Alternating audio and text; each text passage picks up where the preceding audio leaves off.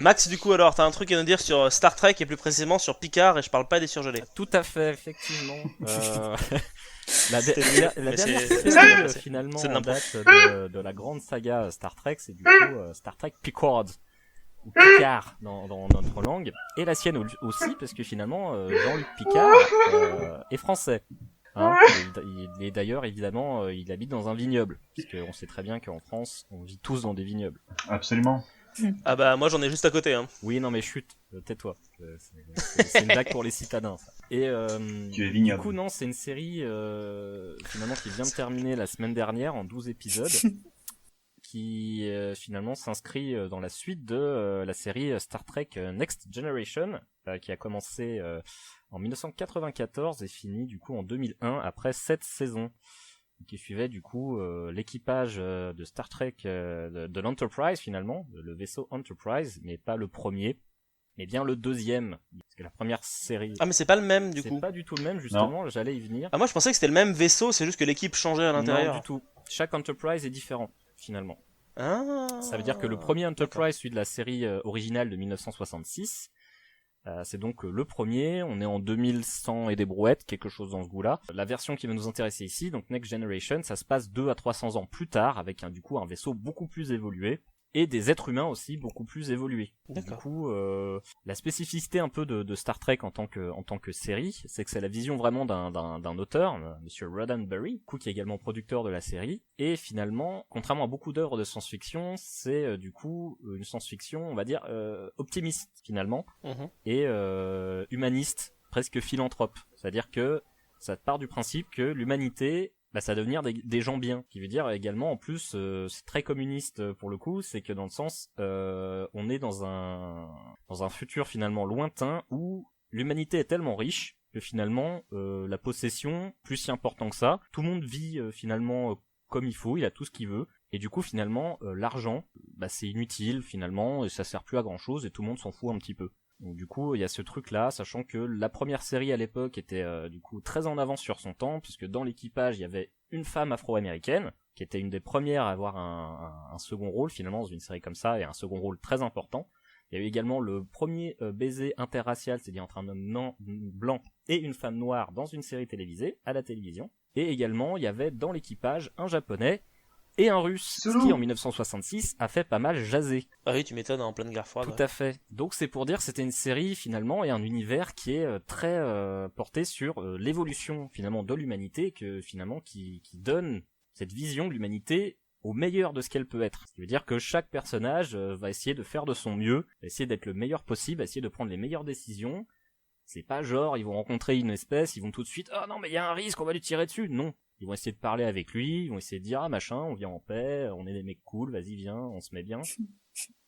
Donc voilà. Ce sont des plénipotentiaires en fait. Un petit peu. Et donc du coup, chaque série, même s'il y a beaucoup de maladresse d'écriture, des fois ça a des messages avec des gros sabots, essayer de faire passer un message justement d'ouverture d'esprit, plein de sujets du coup qui sont passés. Par exemple, il y avait des mondes matriarcaux, il y avait des mondes où il n'y avait pas vraiment de sexe, c'est-à-dire qu'en fait ils étaient asexués. Il y avait des mondes où justement il y avait 3 sexes différents, et du coup tous ces mondes-là portaient finalement différents messages, différentes morales sur ce qu'était être humain et finalement ce qu'on devait faire pour devenir meilleur.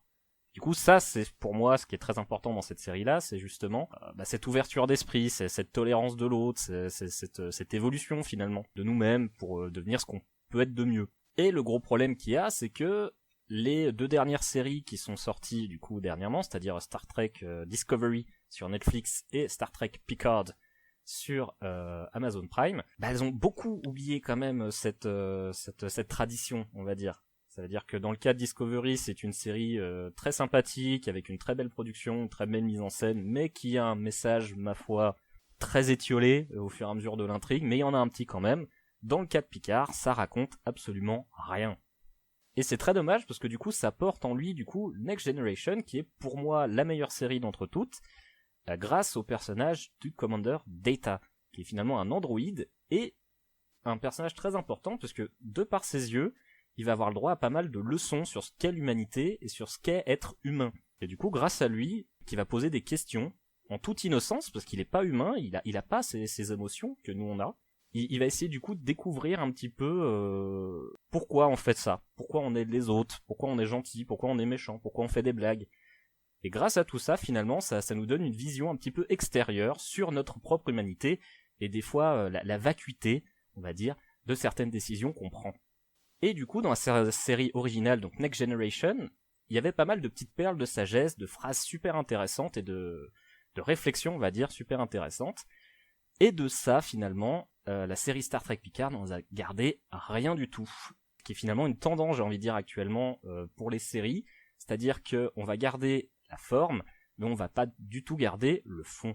C'est-à-dire qu'en termes d'écriture, ça raconte finalement pas grand-chose. Ça ressemble à du Star Trek, il y a les personnages de Star Trek, mais ça raconte rien du tout. Voilà. D'accord.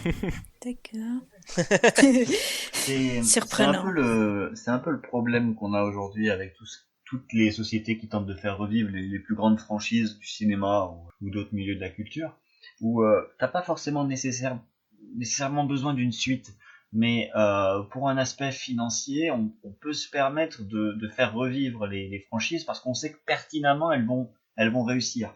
Mais le problème étant que, comme tu l'as dit, pour Star Trek et pour d'autres franchises, on perd le message du début. Et donc du coup, forcément, il y a une note qui diffère. C'est comme si tu changeais vraiment le cours des événements pour une série comme Star Wars, comme on en a parlé, comme beaucoup de gens ont dû en parler entre familles, entre amis. C'est un peu le problème aujourd'hui actuel, c'est-à-dire que la faiblesse du message ou des scénarios des films font que tu passes un bon moment, et encore pas tout le temps, mais ça s'arrêtera là, quoi.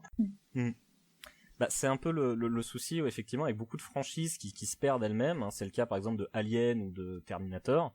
Les dernières occurrences, finalement, elles racontaient rien du tout. Et le problème, c'est que autant dans les années 90-2000, on faisait des films, alors évidemment dans le but de faire de l'argent, parce qu'il faut pas déconner, ça reste une industrie, mais avec une intention derrière, avec une idée. C'est-à-dire que les gens allaient voir la boîte de prod avec un script, en disant on a envie de faire ce film-là, on a envie de raconter ça, et après, bon, bien sûr, via négociation, via autre chose, des fois le film, finalement, il sortait, il était pas terrible, ou le message était passé à la trappe, mais de nos jours, maintenant, on n'a plus affaire à des films ou à des projets, on a affaire à finalement des franchises, on a affaire à des épisodes finalement, on a affaire à tiens, on va faire ça, par contre faut que ce soit tout public parce qu'on a envie que le plus de personnes possible puissent aller, par contre ça peut pas parler de ça parce que du coup sinon on va s'aliéner telle tranche de population, par contre ça ce truc il faut une femme, il faut une personne afro-américaine, il faut une telle personne parce que sinon on va se prendre tel journal qui va nous faire un article pas top.